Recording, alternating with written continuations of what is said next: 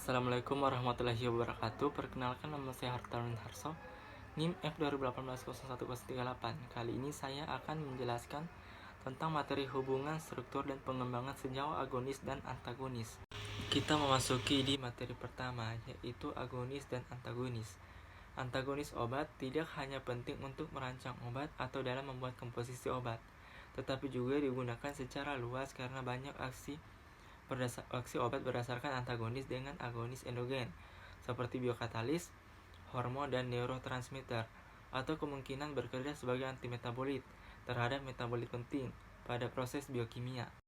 Tujuan rancangan senyawa agonis dan antagonis adalah untuk mengembangkan antagonis spesifik terhadap biokatalis utama atau metabolit endogen. Contohnya seperti asetilkolon dan senyawa kolinergik, histamin dan senyawa histaminergik, neuropinefrin dan senyawa adrenergik. Senyawa agonis adalah senyawa yang dapat menghasilkan respon biologis tertentu, serupa dengan senyawa agonis endogen. Kemudian, senyawa antagonis adalah senyawa yang dapat menetralisir atau menghilangkan respon biologis. Senyawa agonis, pada umumnya senyawa antagonis mempunyai dasar struktur yang mirip dengan senyawa agonis. Pengetahuan tentang agonis dan antagonis penting untuk diketahui karena dapat digunakan untuk yang pertama merancang kombinasi obat, kedua pembuatan komposisi obat, dan yang ketiga merancang senyawa antagonis terhadap senyawa agonis seperti metabolit antimetabolit dan histamin antihistamin. Kemudian pengetahuan tentang agonis dan antagonis juga penting untuk mengetahui dan mengantisipasi kemungkinan terjadinya bahaya interaksi obat. Berdasarkan fase kerja obat, senyawa antagonis dikelompokkan sebagai berikut.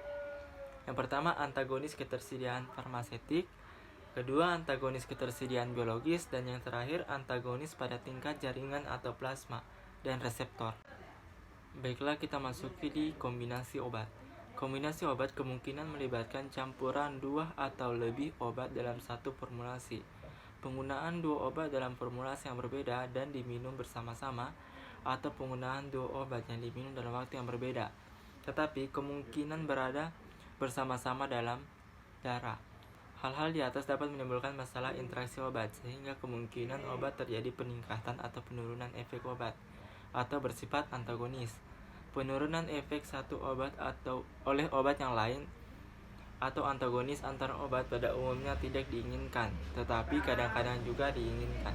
Kemudian, kombinasi obat kemungkinan juga dapat meningkatkan aktivitas obat, yaitu yang pertama ada efek potensiasi dan kedua efek sinergisme. Kombinasi obat digunakan apabila yang pertama untuk mencegah resistensi mikroorganisme, kemudian kombinasi obat lebih murah dan lebih nyaman penggunaannya dibandingkan apabila diberikan secara terpisah. Ketiga, pada kasus di mana penyebab infeksi tidak dapat diidentifikasi secara cepat, sedang pasien memerlukan penanganan dengan segera, dan lain sebagainya. Kemudian kita masuki di antagonis pada fase farmakokinetik.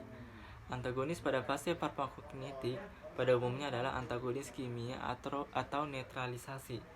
Dasar dari antagonis kimia adalah adanya interaksi antar obat pada objek biologis sesudah absorpsi.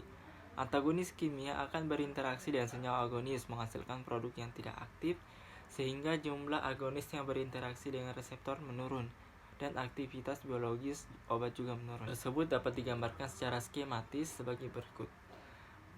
Agonis A tambah reseptor R akan menuju ke kompleks AR dan ke stimulus sehingga menimbulkan efek biologis. Kemudian antagonis A juga kalau ditambahkan dengan antagonis kimia akan menghasilkan produk tidak aktif.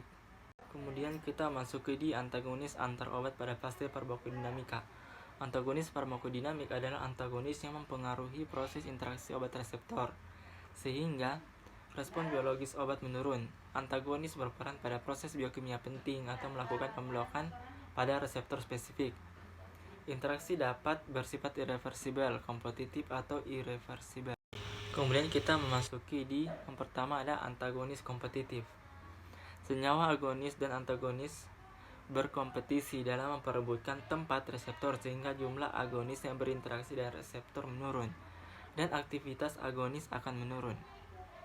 Hal tersebut digambarkan secara skematis sebagai berikut. Contohnya seperti ini. Agonis A tambah reseptor R akan menuju ke kompleks AR sehingga stimulus dan efek biologis. Kalau antagonis kompetitif akan menuju ke reseptor sehingga ke kompleks AR dan ke stimulus dan ke efek biologis. Kemudian kita masuk di antagonis non-kompetitif. Antagonis non-kompetitif dapat bekerja dengan mekanisme. Yang pertama ada pengurangan afinitas pada reseptor. Kedua, pengurangan aktivitas intrinsik. Ketiga, menghalangi transmisi impuls. Dan yang terakhir, berinteraksi dengan makromolekul atau membran sel atau jaringan yang sama dengan obat agonis yang merupakan bagian dari sistem reseptor efektor sehingga terjadi penurunan efek biologis. Kemudian ada yang ketiga, kombinasi antagonis kompetitif dan non-kompetitif. Kombinasi suatu senyawa yang menimbulkan efek antagonis kompetitif dan non-kompetitif dan senyawa agonis juga sering terjadi. Aksi dari komponen non-kompetitif akan terlihat pada kadar yang tinggi dan senyawa antagonis. Contohnya seperti kombinasi antikolinergik dengan adipenin atau kamilopen. Kemudian yang terakhir ada hubungan struktur kimia agonis dan antagonis. Agonis dan antagonis kompetitif mempunyai afinitas terhadap reseptor yang sama, dan yang berbeda adalah aktivitas intrinsiknya. Interaksi obat dengan tempat aktif atau reseptor berdasarkan pada keseimbangan dinamik antara sifat-sifat kimia obat dan reseptor. Oleh karena itu, hubungan antara struktur kimia dan afinitas dapat diperkirakan untuk obat-obat yang bekerja pada reseptor yang sama. Baiklah, itulah tadi hasil presentasi saya. Kalau ada salah kata mohon dimaafkan. Wabillahi taufiq wal hidayah. Wassalamualaikum warahmatullahi wabarakatuh.